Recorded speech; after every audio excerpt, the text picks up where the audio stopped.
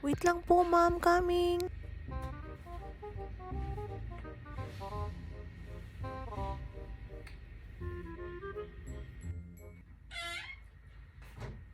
You're so beautiful today, madam. Saan po ang lakad natin? May pagbibilin ho ba kayo? O, aalis ako today. So, ikaw muna bahala dito sa bahay. Baka hapunin ako ng uwi. Magluto ka Diyos ko po, ang dyan. dami And namang then bilhin. magsaing. Ano ba yan? Magluto ka ng ulam. Then maglinis ka na din. Ako na hanggat And gusto then ko, tapos maraming ito food na dyan ulit sa yung ref, kailangan. sa cabinet. Kumain ka hanggat gusto mo. Then manood ka hanggat Okay, gusto mo madam. ng TV. Masusunod. So, ayun, basta tapos ng trabaho, okay? So, ayun, ako ay paalis na. Ito nga pala yung...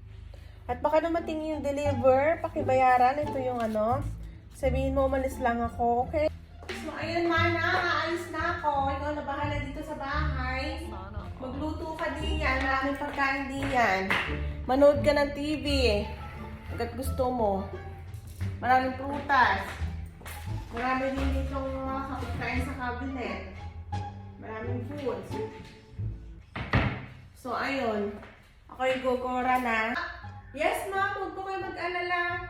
Maglilinis po ako dito at magluluto na rin po ako. Enjoy po kayo sa lakad ninyo. And ako na po buhala sa mga bata. Pakakainin ko na po sila. And ayun po.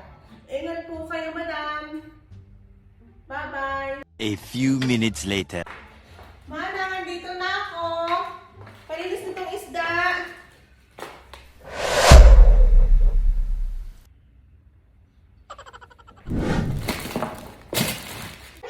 Nandiyan na po pala kayo.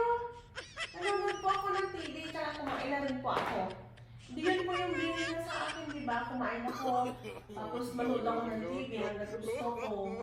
So, ayun po. Tapos na rin po ako kumain. Tsaka tapos na rin po yung pinapanood ko.